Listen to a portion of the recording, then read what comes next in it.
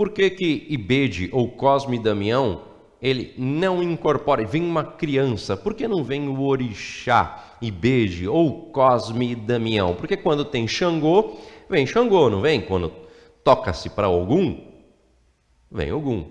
Quando toca para Oxóssi, às vezes vem Caboclo, às vezes vem Ogum. Nós estamos em um canal de Umbanda falando sobre Umbanda e, portanto, eu peço a tua ajuda e a tua atenção porque nós vamos analisar isso, que é um tópico que eu não vi abordado diretamente em nenhum outro canal ou em nenhuma outra postagem. Então me acompanha, solta a vinheta e vamos lá.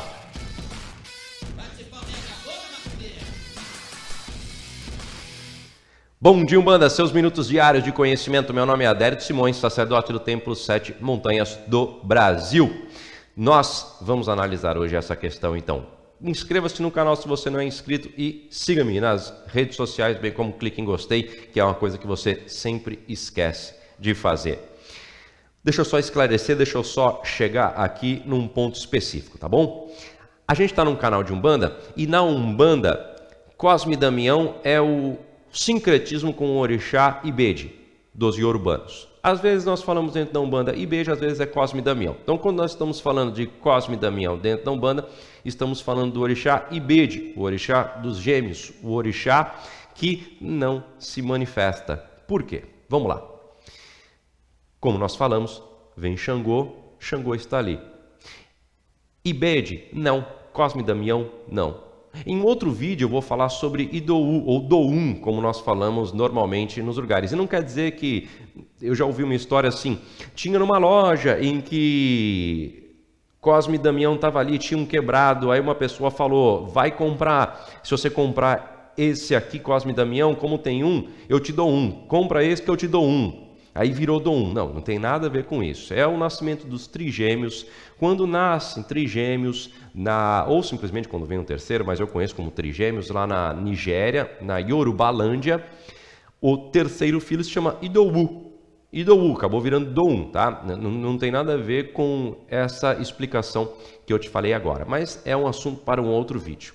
Portanto, na África, lá na Yorubalândia, região da Nigéria, costa da Nigéria, também com Benin, parte ali do Benin, antigo Daomé, nós temos ali o culto aos orixás e temos uma divindade que está relacionada com a prosperidade e a alegria, chamada Ibede, e que literalmente significa pariu dois, nasceu dois. Em uma sociedade em que seus filhos significam a prosperidade da sua família, até hoje isso é, né? Os casais desejam ter os seus filhos. Sumiu um pouco na sociedade maluca que nós estamos, mas filho é uma dádiva. Quando vem dois, é uma dádiva dos deuses. Existe esta divindade dos dois, do pariu dois. Prosperidade, alegria, força de viver e a transmissão do legado. Então, lá na África, o nascimento de gêmeos é relacionado profundamente, deixa eu tirar de lá, senão vai bater deixa eu tirar dali, isso, senão dá delay aqui.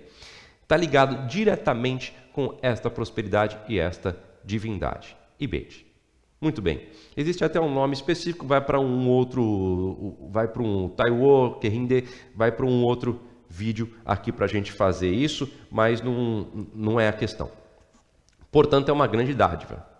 E lá na África, depois a gente chega no Brasil, tá? Mas lá na África, você pode perguntar para o Baba King e também para outros pais e mães de santo que não são do Candomblé ou são nigerianos e praticam a religião, o culto de nação, só que o culto voltado a como é feito na Nigéria, tá? O culto tradicional e urbano, como é dito. O Baba King, ele é nigeriano e ele explica isso muitas vezes, bem como existem brasileiros que praticam um culto que é tradicional e urbano, como por exemplo um canal aqui do YouTube chamado Casa da Boa Sorte, do pai Zarcel, certo?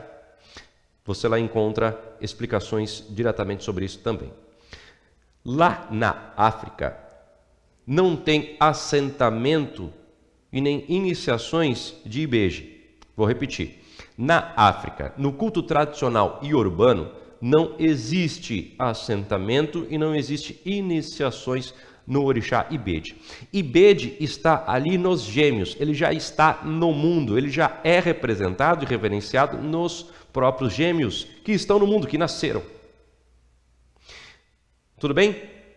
Portanto, ele não se manifesta, ele já está. Isso é importante compreender. Consegue entender mais ou menos essa ideia? Na África, a região dos orixás, Yorubalândia, Nigéria, Benin, você tem a presença de divindades Ibede. Ibi é parir, tá? Ibi, parir.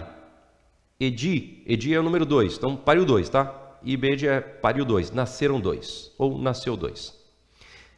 Não tem assentamento, não tem iniciações. É cultuado nos próprios gêmeos. A manifestação de Ibede na terra, todo momento, eles estão ali. Ok? Beleza. Vamos trocar dessa câmera para dar um pouco mais didática. Quando nós temos aqui no Brasil a colocação de Ibede, também não encontramos a manifestação. Olha, eu nunca encontrei, nem mesmo nas pessoas que não respeitam a religião, não respeitam os orixás, a manifestação de Ibede. Ali um orixá dizendo quem que é. Ali é Ibede que está se manifestando. Não. Quando há manifestação de Ibede, nós vemos crianças, por exemplo, dentro da Umbanda. Esse é um canal de Umbanda, nós estamos falando disso. Então, a manifestação de Ibede, nós não vemos nem em quem não respeita o culto ao orixá. É um ponto crucial. Isso é tão sério que sequer quem não se leva a sério não faz. Isso é fato. Também nós temos que relacionar isso, que é a explicação por que ele não se manifesta. Primeiramente, com essa divisão. Segundo ponto muito importante, isso é importantíssimo para você entender agora e é específico. Existem divindades que não se manifestam nos homens. Yami Oxorongá, Ibede, faz parte deste panteão de divindades que não se manifestam nos seres humanos. Ibede é um conjunto, são dois. O princípio e o fim, o positivo e o negativo. Normalmente na Nigéria é representado com um menino e uma menina. As estátuas de madeira, como são as estátuas iorubanas dedicadas ao culto aos orixás. Nós temos ali esta dualidade presente, um conjunto de forças, e elas não se manifestam nos seres humanos. Terceiro ponto específico e importantíssimo também. Quando nós estamos falando de Xangô, nosso vídeo ia ser totalmente diferente. Eu estou gostando, espero que você também. Quando nós estamos falando de Xangô, diante de Xangô, nós temos ali o quarto rei de Oió. Porém, estamos falando muito mais do que o quarto rei de Oió, estamos falando muito menos do que o quarto rei de Oió. Orixá é uma palavra, é uma concepção muito maior do que simplesmente alguém que veio, encarnou e se divinizou pela mitologia pela história do quarto rei de Oió chamado de Xangô. Xangô, então, isso é um outro assunto, nós estamos no mês de Xangô, junho de 2020, e a gente vai falar melhor em um vídeo específico sobre Xangô e essa concepção. Portanto, o orixá é muito mais do que simplesmente o quarto rei de Oió, como também é muito menos, ou seja, compõe a explicação microcósmica das coisas menores e pequenininhas, como também do macro, do todo, desde o plano divino, onde existe Deus e também permeia todos nós, como também do plano espiritual, do plano material. É um conceito muito maior. Xangô, ele nos revisita. Ogum também teve a sua passagem na história urbana, nos revisita, vê os seus filhos. Oxum, Iemanjá, apesar de ser também as forças da natureza, eles estão continuamente retornando e nos visitando. Ibede está nos gêmeos. Ele já está conosco. Ele já está aqui. Ele já é os gêmeos, ele já é o princípio e o fim, ele já é o masculino e feminino, ele já está conosco sempre. Xangô também e tudo mais, sim, mas você consegue entender a profundidade da diferença disso tudo? Até mesmo lá na Nigéria, até mesmo lá na Yorubalândia, até mesmo lá, sequer se inicia, sequer tem o próprio assentamento diante da presença tão marcante. Chega na Umbanda, vem para cá, e temos uma diferença muito grande que algumas pessoas não entendem, que também é importante para definir essa manifestação. Quando nós falamos de Ibeji, nós também relacionamos na Umbanda com criança, Erê, Ibeji, Cosme e Damião. São 4 coisas diferentes, tá? Deixa eu levantar um pouquinho para falar sobre isso. São 4 coisinhas diferentes. Quando nós estamos falando de Cosme e Damião dentro da Umbanda, estamos realizando o sincretismo daqueles gêmeos, dos médicos gêmeos adultos. Não são crianças, Cosme e Damião, tá? Não são santos adultos, são médicos e eles estão ali representados, sincretizados com Ibeji, a divindade urbana. Quando nós tocamos no terreiro para Ibeji, Onibejada, Beji beijada, tanto faz, salve as crianças, existe a manifestação de entidades de Umbanda nesta vibração Ibeji ou Cosme e Damião. São entidades, não são herês. Nos terreiros de Umbanda fala, esse é o herê, eu também falo, aqui no T7 também, que vem o herê, chama seu herê, chama sua criança. Usamos esse termo para a mesma coisa. Porém, fundamentalmente, Cosme e Damião são santos, Ibeji é uma divindade, herê é um estado, não um estado de nação, é um estado consciencial, ou um estado especificamente um estado nesse sentido, uma condição, e criança é uma entidade. Consegue entender isso? Consegue sacar? Isso é importantíssimo. Vem comigo. Eu vou te explicar de novo para ficar bem mais simples, mais fácil, certo? Cosme e Damião é um santo católico. Na verdade, são 2, porque são gêmeos. Adultos, médicos, têm a sua história. Ibeji é uma divindade urbana. Tem a sua própria história, representa o 2, já falamos. Ibi é parir, Edi é o número 2, pariu 2 gêmeos. Herê é uma condição, é um estado. Vou falar sobre isso. E criança é uma entidade de Umbanda. Às vezes, esses erros são são pouco entendidos. Eu quero que você entenda isso. Quando nós estamos falando de Herê, também temos uma subdivisão. Herê como estado, depois da sua desincorporação, aquela quando a gente fica... Tudo bem? Seu anjo da guarda lhe chama, colocando a mão no coração, ou soprando nos ouvidos, você... Oi... Meu nome é Adérito. Não, ninguém te perguntou seu nome. Aí de repente você... Tô bem, legal. Tô de boa de novo. Esse estado também é chamado de Herê. Porém, nos cultos de nação, o estado de Herê é o estado de inconsciência do Iaô, que traz as mensagens do não manifestado e que não tem ainda poder de fala, né? O orixá que ainda não tem o poder de fala naquele iniciado, naquele médium, naquele Iaô. Chama Iaô, ele está se iniciando ali. Portanto, esse cara, não sei se é o termo correto, porque eu não sou de candomblé, mas esse cara que está deitando para o santo, fazendo as suas obrigações, ele vai ter uma saída e terá um ritual chamado, se não me engano, na Diqueto, na nação Diqueto. Já falei, eu não sou pai de santo de candomblé, só conheço um pouquinho só. Não tenho competência para falar de candomblé. Mas a sua manifestação em um ritual específico chamado Oruncó ou Orucó, ali o orixá adquire o poder da fala. Nas suas obrigações, quem adquire o poder da fala é o próprio médium, junto com o seu orixá, em um estado de inconsciência do próprio médium chamado de Herê. É o Herê que vem e faz as coisas. Vamos lá de novo. Isso é bem simples e você vai conseguir entender tudo com isso. Presta atenção.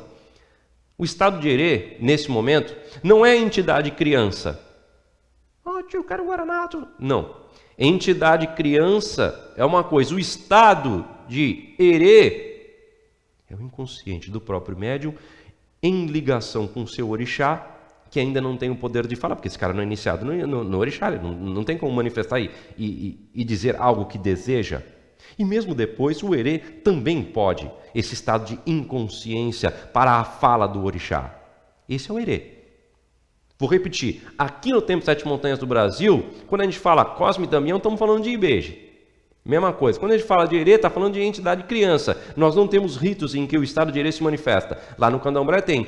O estado de erê, nessa inconsciência, traz de dentro do médium todas as suas necessidades, fala o que o orixá pede para aquelas obrigações, varre o chão, faz comida, tudo. Vai 3 horas da manhã fazer uma obrigação numa cachoeira, vai que precisa durante alguma iniciação, eremi erê, sorria erê, venha e se manifeste e vai lá, toma banho frio no começo da manhã com um banho de erva porque precisa para a obrigação seguinte. O estado de erê nesta inconsciência e a comunicação do orixá é o intermediador ali, mas não é Exu. Você entendeu qual que é o momento correto para que venha e traga as informações, esse estado de erê?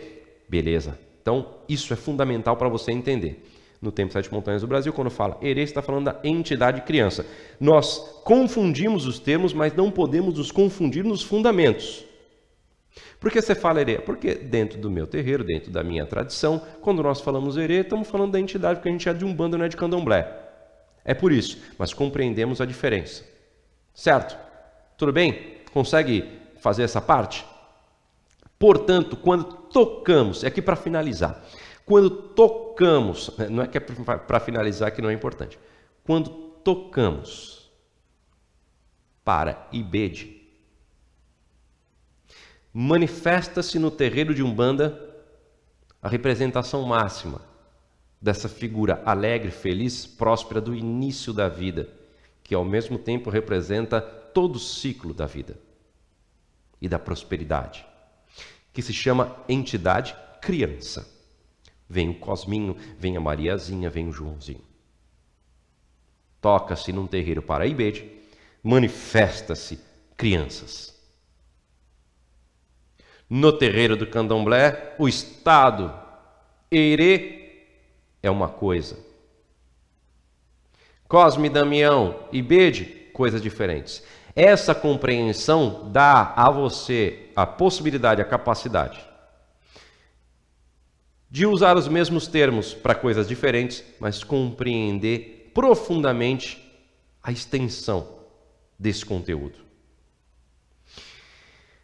Consegue chegar num momento agora, depois de toda essa explicação, e dizer, entendi? Eu me esforcei bem para isso. 17 minutos, era só entre 9 e 12, peço desculpas, mas eu precisei. Portanto, meus irmãos, eu encerro aqui, clique em gostei e me acompanhe nas próximas ocasiões, que são os próximos vídeos desse canal e também no meu Instagram. Muito obrigado, até a próxima e tchau.